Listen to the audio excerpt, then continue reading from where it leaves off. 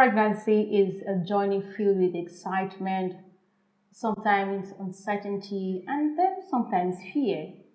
For some people, it's a smooth sailing, and for others, one might call it a rough road. But one thing is sure, every woman deserves to go into pregnancy prepared and informed. Having said that, beautiful evening to you and thank you for joining me on this very informative episode of Gyna Plus Radio on Afia television where we discuss health issues that affect women and girls in the society. And this program comes up every Wednesday at 6 p.m. And of course, sometimes we catch up with a repeat broadcast on Saturday at 8 p.m. My name is Doris Mayum Shishe. And today on the show, we're talking about pregnancy, newborn and delivery, newborn health, of course, and of course, delivery. And guess what? It's a full house. When I talk about full house, it's a house full with powerful people, well-informed people, talking about a gynecologist and a midwife on this set. So you can imagine how informative this episode would be. So sit tight because we'll be back after the break. Please stay tuned.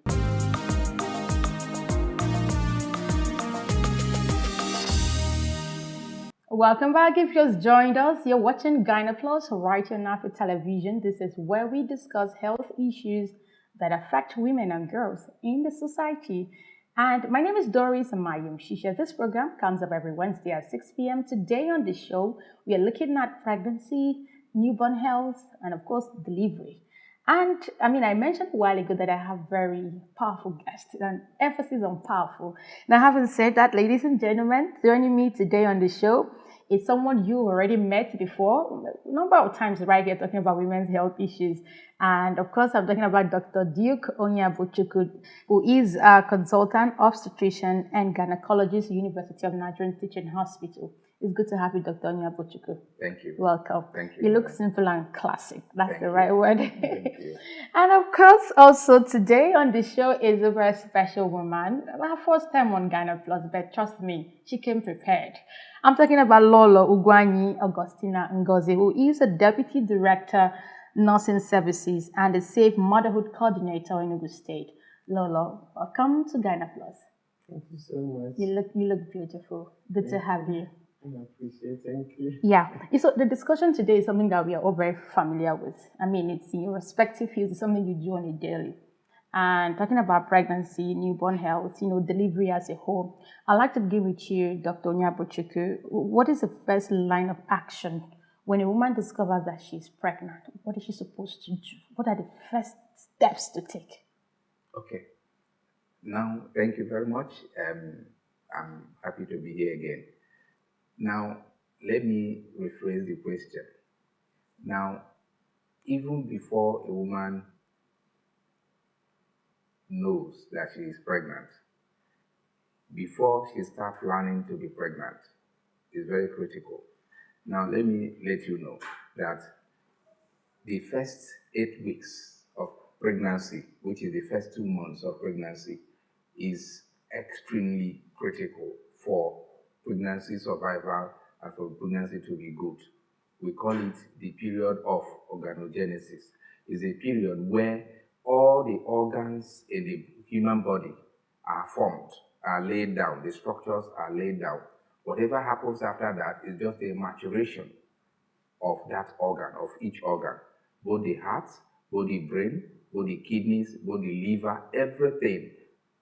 All the organs are laid down at the first 8 weeks. And unfortunately, that first 8 weeks, many women may not know that they are pregnant. So that's why I say that even if a woman is desirous of pregnancy, before she conceives, she needs to have what they call preconceptional care.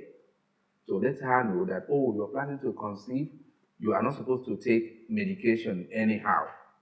You're not supposed to do certain things, so that even if you're not aware that you're pregnant, the medications or whatever food you eat will not affect the baby that is being conceived. So let me come to your question. If a woman discovers, because by the time a woman notices that she misses her period, which is what will give a clue that you're probably pregnant, the pregnancy is almost 4 weeks. By the time you know that your pregnancy, or you're supposed to see your menses and you didn't come, it's all 4 weeks already. So, and you will now go to the hospital. The first thing is to go to the hospital and the pregnancy will be confirmed to be intrauterine. Intrauterine means that it is in the womb, because in a few cases, a woman might be pregnant, but it will not be in the womb. That will what we call ectopic pregnancy, and it's not good. So the first thing is that the woman is confirmed that you're pregnant, usually using an ultrasound. Ultrasonography, which is almost everywhere nowadays, is not that very expensive, and it is safe even in the earliest time of pregnancy. The woman should go to the hospital if you suspect that you're pregnant, and the pregnancy will be confirmed with an ultrasound. That will reassure you that this pregnancy is in the womb and the baby is forming. That gives you a breakdown. Then every other test starts. Okay, I'll come back to you. Maybe I should just continue just briefly, because I mean, there are cases where sometimes women are beyond 8 weeks, over 8 weeks pregnant. They tell you it's not time to do the whole antenatal checkup or register. What is the ideal time to get registered if you discover that you're pregnant? At what point are you supposed to go for the routine checkups? At what point are you supposed to register for all of that? Okay, in developed countries, there's what we call early pregnancy care. Apart from the pre-conceptional care, you've had pre-conceptional care, you are advised on what to do and what not to do before you conceive. Once you notice that you're pregnant, the early pregnancy care is, the idea is to catch any deviation from normal early. That means that if you are pregnant, you should go to the, not just to register for antenatal, just to go to confirm that the pregnancy is within the right place. If it is confirmed, then you are advised, okay, yeah, the pregnancy is in the right place. Ideally, there is no ideal time to say register for antenatal.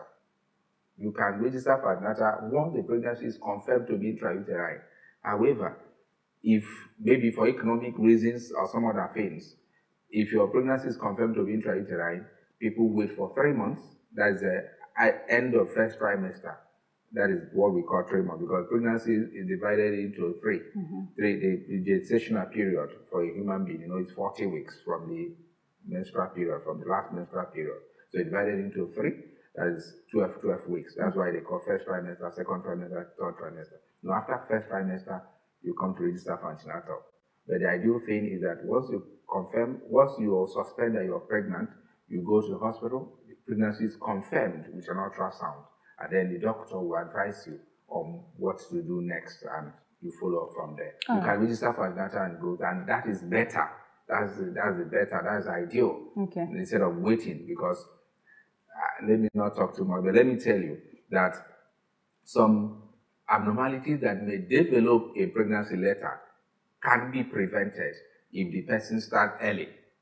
Okay, and you actually, that's what pretends that preeclampsia, that is a hypertensive disorder in pregnancy, something can be done before the 3 months period to prevent what would have been a danger period later in pregnancy. Okay, it's a good thing we've started, and we'll definitely talk about things to avoid, and we'll talk about that maybe more later. Now, let's come to you, Lolo.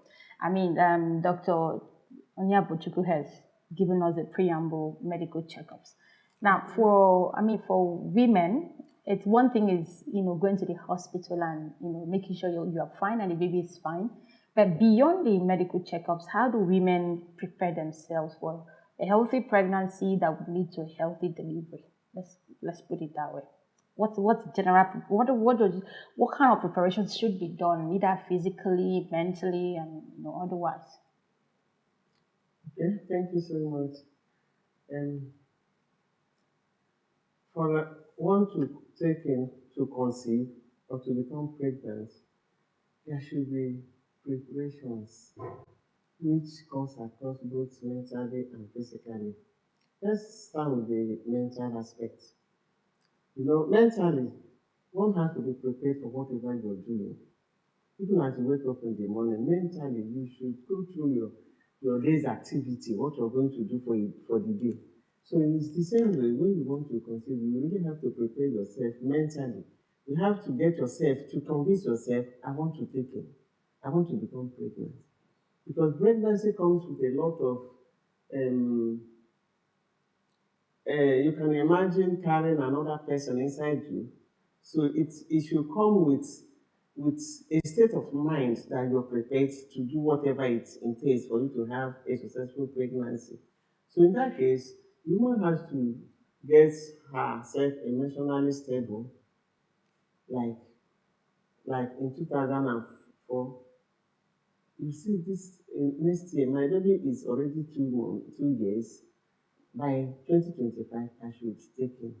And so from that time you have conceived the idea that you want to take him, you start stabilizing yourself. You start getting yourself prepared in terms of what will it take for me to take him? What will it cost me? Both financially. Am I stable enough financially to take care of it? Considering when I'm pregnant, considering when I will go to the hospital for delivery, what if the delivery turns the other way? What of the things I will eat? I will not be going to the market. I have to sit at home. Will my husband be able to? So these are the things the woman has to consider and make sure that she's landing safe. This is what we call conceiving by choice and not by chance. It's not just because I am married, so pregnancy just comes. Pregnancy should not come like that. There should be a mental preparation for the woman and her husband to be able to receive the baby. So in that case, mentally, the woman also has to have a lot of rest, and also she has to think of her habits. What am I doing that will not go well for this my pregnancy? Am I taking cigarettes? Am I taking alcohol? Am I taking caffeine? These are the things that if a woman is taking, it can lead, have an effect, negative effect on the baby. So all those things the woman is engaged in that wouldn't favor the baby, the woman will now think about it and agree with herself to drop those habits. So physically again, the woman also has to get herself prepared. Doctor mentioned preconception care. It starts with the woman preparing herself, even nutritionally. You know, in our part of the country, we are developing countries. We don't eat the right thing we're supposed to take, the right quantity of the food. Well, by rights, every human being should take adequate diet, which means enough of protein, body building food, a lot of carbohydrates, a lot of fruits, enough of vegetables, enough of fats, enough of oil, enough of water. So, but because we are in developing countries, majority of the people don't eat the right thing they're supposed to eat. So, and the woman wants to conceive, you also decide and agree that he's going to eat adequate diet that is going to contain everything that the baby will need for herself and for the baby. And also, there are drugs that a woman is supposed to start as she decides to conceive. She should start taking these drugs. These are folic acids and calcium. These ones primarily will help the baby to develop well without deformity. So the woman will also start taking such drugs. Will also have exercises, positive living, everything that will make her body well. Even and what she will also think of what she's going to wear when she's pregnant, clothing at this period, both clothes and the type of shoes she's going to put on. So this she will get herself physically prepared so that when the pregnancy comes, she will be stable to receive and keep the baby. And the baby will also land in an environment that is safe for the baby. Because the internal environment of a human being is supposed to be alkaline. And when the woman is not eating what is supposed to eat, the inside her will not be conducive enough for the baby. So if the woman has this preconception preparation, the internal environment will be conducive for the baby, and the baby will learn and develop very well.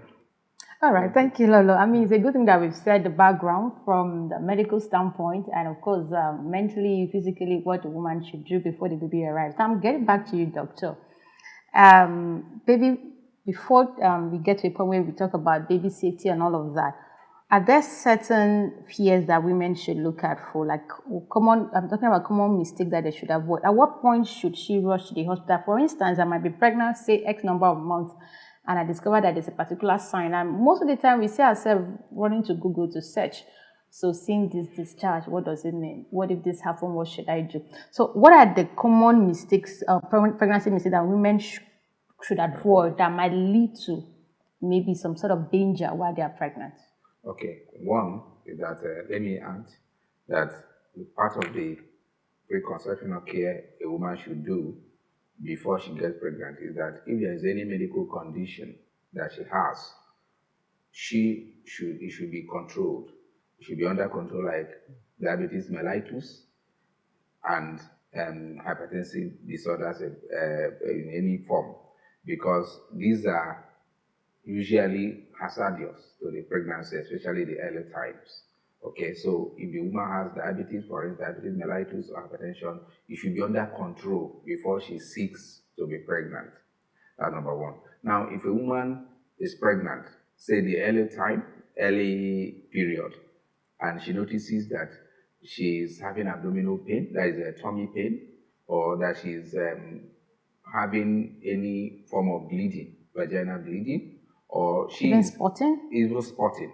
These are not they are not supposed to happen in normal pregnancy period. So she should report to the hospital. The hospital that's why she should do for antenatal. Let me say that attending antenatal as at when due is one of the major determinants of good outcome of pregnancy. If a woman attends antenatal, the chances that her pregnancy is going to end well is higher than someone who does not attend antenatal. So the WHO recommends that antenatal care for every woman should be. In fact, in the developed world, you don't pay for antenatal. In fact, people are giving incentives to come for antenatal. In our environment, it's not the same. But we encourage our women, even if it is a health center, that there is a midwife, a trained midwife, the person should seek antenatal care.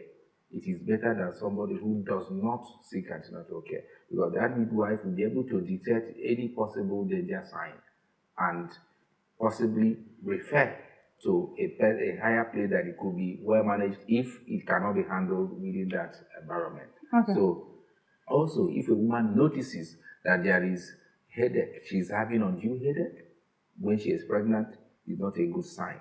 If it's any form of symptom that she has, she should report to the nearest health facility that she registered for antenatal so that she could be checked and managed appropriately. All right, nice one. Thank you. So, Lola, I'd like us to be a bit more practical. I mean, you are a nurse and a midwife, so oftentimes you deal with these women one on one. You've seen it, you've heard it. So, has there been a case where women said maybe, would I say, ignored certain signs and that later had implications during delivery? What are some of these? Could you paint a scenario where that happened, or maybe something that you witnessed that you felt should have been handled earlier in the pregnancy that was ignored, and what impact did it have on those kind of cases? Thank you. There are lots of conditions that, if not handled early, will lead to problems at the later part of the pregnancy. We talked about this feeding that should even start before conception. And when the woman conceives too, it will also continue to eat well, eat adequate diet, and will also continue the routine drugs, make sure that she's taking it judiciously. Because a lot of people will say that they hate taking drugs in pregnancy. Mm-hmm. And when you look at the person, she's anemic. Yes, she said when she takes these routine drugs, she will vomit, and so she will not take it. A woman, when you ask a woman, some women to bring the remaining of the drugs that she took in the last, she will bring almost the remaining. Some of them, when they want to hide, they will behave like children that throws their drugs behind their beds or on their dustbins. So, but that is an ignorance. They don't know what is happening to herself and the baby. If a woman is is not ignorant of the situation. If he realizes what pregnancy is, that pregnancy is that you have an unborn baby, that she herself is not seeing that baby. The baby is just there, and it depends on what the mother is eating to feed himself. So any deviation from normal to any pregnant woman attracts the woman to seek for care. All right. We'll definitely come back to you. I mean, we've been talking, and at this point, I'd like us to take a short break. And once we come back, we'll get to continue from your line of thought and then talk more about pregnancy, delivery, labor, and everything that you need to know about newborn health. You're still watching Gyna Plus right on Afia television, and I'm still talking about, the topic on pregnancy and how to take care of yourself. So if you're a new mom or your first time mom or you're planning to become a mom, this is a discussion for you. And if you're a daddy, call everybody, all the females in your household to watch because it's very important. Because I have two experts in the house. We're going to break now, and of course more will be coming on the show. Please stay tuned.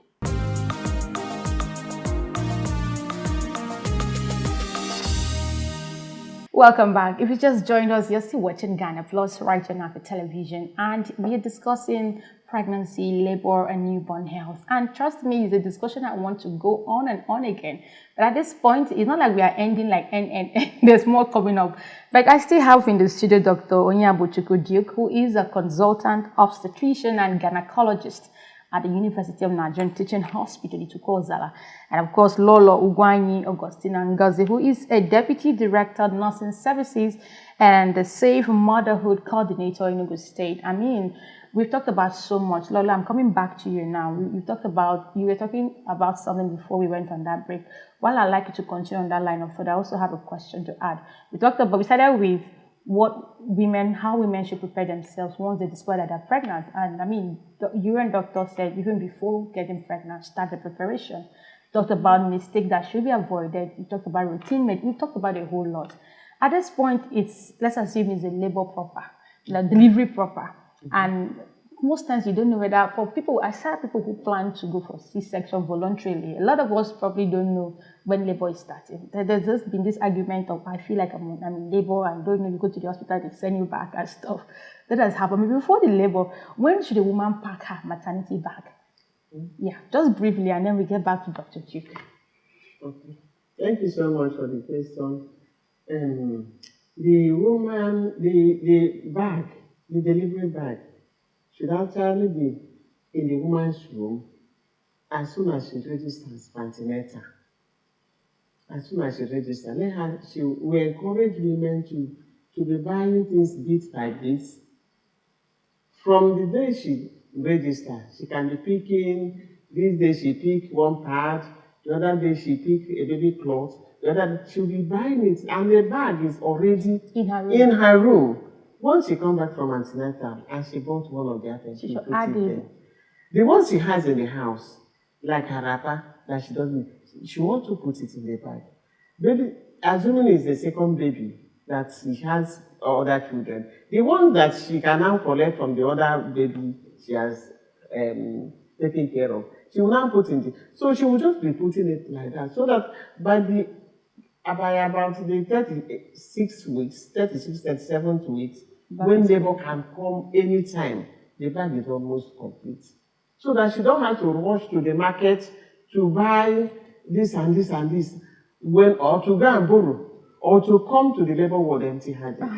Because some people will say, but they said the time they gave me is next 3 weeks. Next 2 months, and the labor is here. So we don't want to have such experience. It doesn't over work for the family because it will make the husband to go and borrow. Or if the husband went for outside work, you find women that come down, my husband traveled, he went to work. So to avoid that, maybe you must start buying in bits. All right. To get the bag ready. I'm hoping that women are listening because I'm very guilty of this, right? So, a very brief story. I was prepared, but I was given, the DDD was far off. Just like you said, it came like 3 weeks earlier. And I woke up that 3 a.m. and I couldn't find any item because they were all over the place. So I'm crawling and moving things. I felt like things were getting out of hand. I had to wake my husband. So for many women who are not so sure of labor, It's funny because sometimes it happens every day. Exactly. So at what point should they rush to the hospital? What is that thing that will make them move immediately? Okay, let me add just before I answer Okay, the question. very briefly. That when they are packing it, they should let the husband know where the items are. Because if the labor starts, they may not know. So the husband will be helpless. Or whoever is be there. Yes, and the person is being rushed to the hospital, and he says the husband, go and bring it, and the husband does not know where the items are. So it is important, if your husband is around and living with you, to show him where those items are, or maybe any other relative that is living, maybe your sister or something, should know where they are, because you may not be the person that will carry them to the hospital. So it's important. That's number one.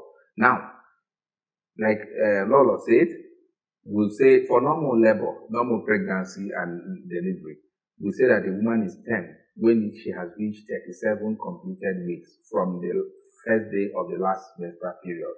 So when you calculate 37 weeks, from 37 to 40 weeks is what we call normal 10 pregnancy. So labor can start from that 37 weeks for normal, the normal pregnancy and labor. So if at this period a woman notices that there is what we call show. Show is a mixture of mucus, like substance, and blood, little blood. You see it is because that happens because that's usually what tries to close up the neck of the womb. That is the cervix, what we call the cervix, is a mucus plug. And it falls off because the womb has started dilating. So if the womb starts dilating, that mucus plug will fall off. And that's what we call show. And that's what usually will herald the onset of labor. And when a woman sees it, the woman should come to the hospital because she may be in labor. When a woman at 10 starts having abdominal pain that comes maybe once or twice or 3 times every 10 minutes, then she should begin to come to the hospital because it may be a sign of labor. When a woman is there and the water breaks, she feels a gush of fluid coming down her legs, is a sign that she should immediately report to the hospital, because not only will she be in labor, there may be, unfortunately, in some cases, there may be what we call cord prolapse. That is, the umbilical cord of the baby might come with that gush of fluid, and it's usually not good. So if the woman sees that sign, she should come to the hospital. So these are the signs that a woman might be in labor. And it is the duty of the healthcare giver, the doctor or the midwife, to check and say, oh, you're in labor, you'll be admitted, or you're not in labor, we'll observe you. So that's what happens. All right, thank you so much. Like I said before, I wish this would not stop, but unfortunately, this is where the part 1 of this discussion would end. All right, and I'm hoping that if you're listening, you're learning something. And this is an informative platform where you could share knowledge and let people know what you learned. So if you're packing your bag, I think I got that part. If you're packing your bag and your caregiver, whoever will be assisting you is not there, call them. Not necessarily they want a meeting. They're like, what is the meeting? You're running around. Where is it? You're scattering the entire bag and you won't find anything. Please stay prepared at all times. Meanwhile, we had Dr. Onyabochukwu, who is a consultant obstetrician and gynecologist at the University of Nigerian Teaching Hospital, Chukwuozara, and Lolo Ugwanyi Augustina Ngozi, who is a Deputy Director of Nursing Services, and also the Safe Motherhood Coordinator in Ogun State. And it's been an insightful conversation. We'll continue again with the part 2 next week. My name is Doris Mayu Shishe. Stay glued to this channel because there's a lot you'll be learning from on this particular segment and topic. Good evening and have a nice day.